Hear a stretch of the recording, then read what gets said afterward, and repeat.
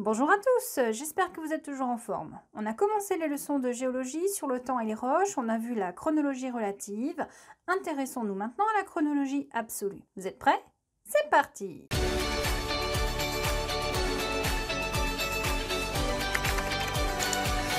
Revoyons tout d'abord la structure des éléments chimiques. Tout atome est formé d'un noyau contenant des protons, ici en rouge, des neutrons, ici en noir, et des électrons qui circulent tout autour de ce noyau, qui sont représentés ici en bleu. Parmi ces particules élémentaires constitutives de l'atome, les protons et les neutrons ont la même masse, mais ont des charges différentes.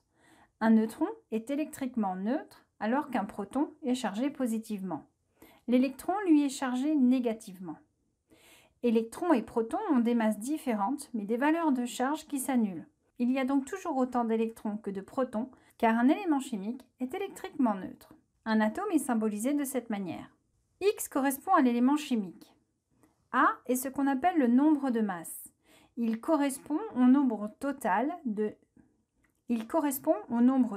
protons et de neutrons que l'on trouve dans le noyau. Ces éléments sont d'ailleurs appelés des nucléons parce qu'on les trouve justement dans le noyau.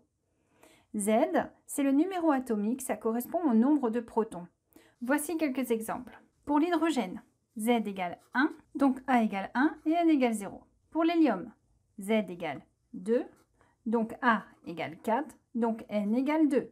4 moins 2. Pour le fer, Z égale 26, comme A égale 56, N égale 30. 56 moins 26.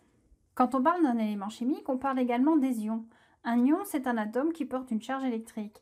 Soit la charge électrique est positive, ce qui veut dire que l'atome a perdu des électrons, soit la charge électrique est négative, ce qui veut dire que l'atome a gagné en électrons. Donc au final, un élément chimique, c'est une entité définie par l'ensemble des atomes ou des ions, isolés ou associés, qui possèdent le même numéro atomique Z.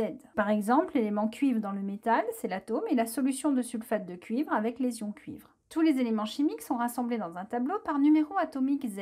Celui-ci est croissant de gauche à droite et de haut en bas. C'est la classification périodique de Mendeleïev du nom de ce chimiste russe qu'il a publié en 1869.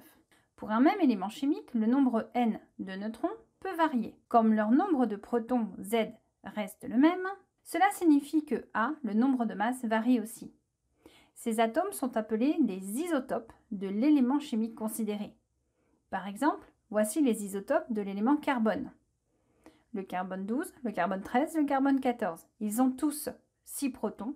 Par contre, leur nombre de neutrons varie. 6, 7 et 8. Le rangement des isotopes se fait donc dans un tableau. De la gauche vers la droite par la valeur croissante de N et du bas vers le haut par la valeur croissante de Z. Il existe des isotopes stables et des isotopes instables. Un isotope instable tend naturellement à retourner à l'état stable grâce à une réaction de désintégration nucléaire. Cette réaction ne concerne que la structure du noyau, voilà pourquoi on met l'adjectif nucléaire, et elle s'accompagne de l'émission de rayonnements naturels. Lors de l'étude des rayonnements radioactifs, les scientifiques ont cherché à savoir s'ils étaient chargés électriquement. Pour cela, ils les ont fait passer dans un champ magnétique pour vérifier s'ils étaient déviés ou pas. Pour ceux qui sont déviés, l'angle de déviation varie suivant ce qui est émis par l'atome, signe que les rayonnements n'ont pas tous la même masse. Les scientifiques ont alors identifié plusieurs rayonnements. Le rayonnement alpha, qui est chargé positivement avec une masse importante. Il y a émission d'un noyau d'hélium. Le rayonnement bêta, chargé positivement ou négativement, avec une masse plus faible. Il dévie beaucoup plus rapidement. Il y a émission soit d'un électron, soit d'un antiélectron, un positron. Le rayonnement gamma, sans charge et sans masse, traverse directement le champ magnétique, est identique à la lumière. C'est l'émission d'un photon. Un autre rayonnement se comporte de la même manière, c'est le rayonnement neutronique, qui est non chargé, avec la même masse que le neutron. Il y a donc émission d'un neutron. Intéressons-nous maintenant à la loi de décroissance radioactive. L'élément ayant tendance à se désintégrer est appelé l'élément pair, on le note grand P. L'élément stable obtenu est appelé élément fils. Cet élément est radiogénique, c'est-à-dire qu'il provient d'une désintégration. Pour distinguer les éléments fils radiogéniques des éléments fils non issus de la désintégration nucléaire, on utilise des termes F' pour radiogénique et F0 pour le nombre d'éléments fils au démarrage du système.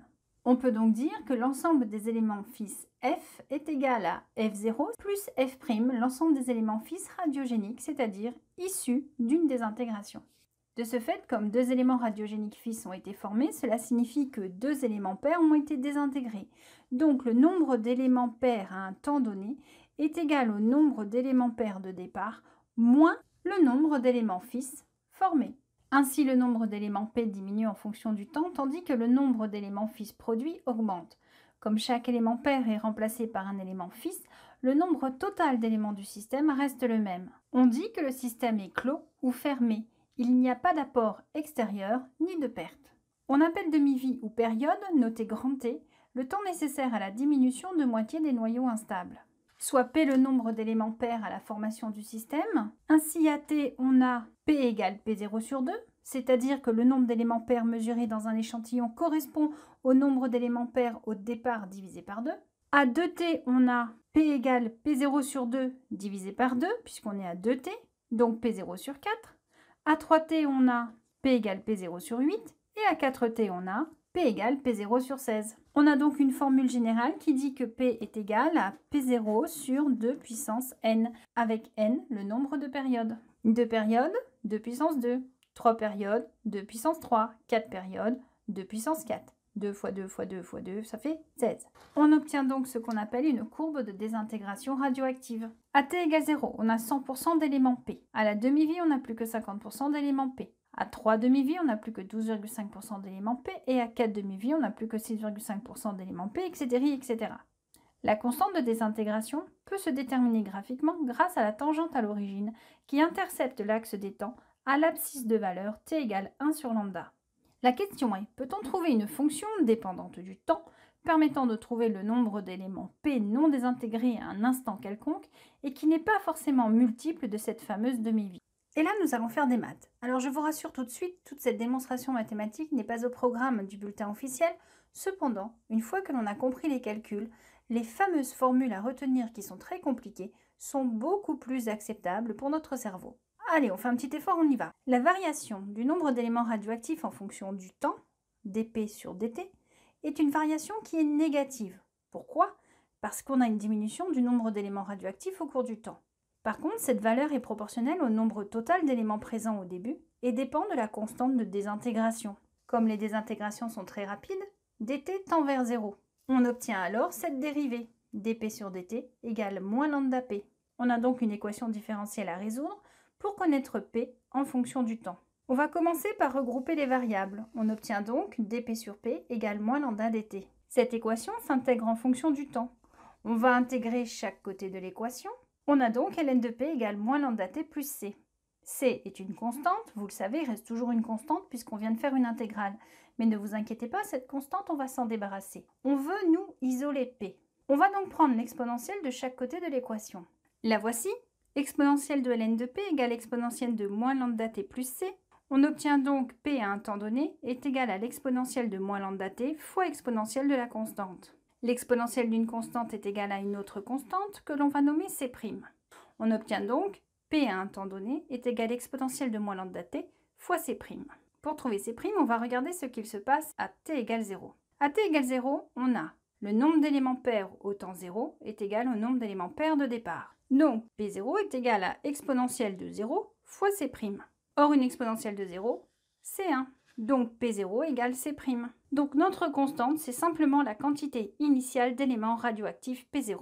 Du coup, on obtient cette formule qui est à retenir. On va chercher maintenant à déterminer lambda. On sait qu'à la demi-vie, on a le nombre d'éléments pairs est égal au nombre d'éléments pairs de départ divisé par 2. Or, si je reprends la formule et que je remplace petit t par la demi-vie, je sais qu'à la demi-vie, le nombre d'éléments pairs à la demi-vie est égal au nombre d'éléments pairs de départ fois exponentielle moins lambda t, t demi-vie. Je vais donc pouvoir poser mon égalité. P0 sur 2 est égal à P0 exponentielle moins lambda grand t.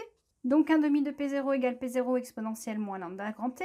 1 demi égale P0 fois exponentielle moins lambda grand t sur P0 égale exponentielle moins lambda t. Bah oui, on fait des maths, hein, je vais vite. On se débarrasse des exponentielles, donc ln de 1 demi égale moins lambda t. Ln de 1 demi, c'est moins ln de 2, qui est toujours égal à moins lambda t. Donc ln de 2 égale lambda t, on vire les moins. Il nous reste donc lambda égale ln de 2 sur grand T. Et ça, c'est également à retenir. On va maintenant chercher à éditer la formule qui permet de calculer le temps écoulé. On sait que P égale P0 fois exponentielle moins lambda t, donc le nombre d'éléments pairs dans un échantillon est égal au nombre d'éléments pairs de départ fois exponentielle moins constante de désintégration fois temps écoulé. Je vais isoler mon t, donc P sur P0 égale exponentielle moins lambda t. Si j'inverse, P0 sur P égale 1 sur exponentielle moins lambda t égale exponentielle lambda t. En faisant ça, j'ai viré le moins. Je me débarrasse des exponentielles en passant en logarithme népérien, donc ln de P0 sur P est égal à lambda t, donc t égale 1 sur lambda fois ln de P0 sur P. Et ça, c'est également à retenir. Donc pour déterminer l'âge d'un échantillon, il vous suffit de connaître le nombre d'éléments pairs au départ dans l'échantillon, divisé par le nombre d'éléments pairs que vous mesurez, vous passez ce rapport en logarithme népérien et vous multipliez par 1 sur la constante de désintégration de cet élément. Intéressons-nous maintenant au choix de l'isotope. Tout d'abord, le choix va se faire en fonction de la période de l'isotope. Une fois le système fermé, la quantité d'isotopes susceptibles de se désintégrer diminue et lorsque la teneur en éléments pairs devient trop faible, les dosages sont difficiles à faire. La datation n'est par conséquent valide que si l'on mesure des durées allant du centième à 10 fois la période de l'isotope. On commence donc par appréhender l'âge de l'objet par chronologie relative afin de choisir l'isotope le plus pertinent pour la datation absolue.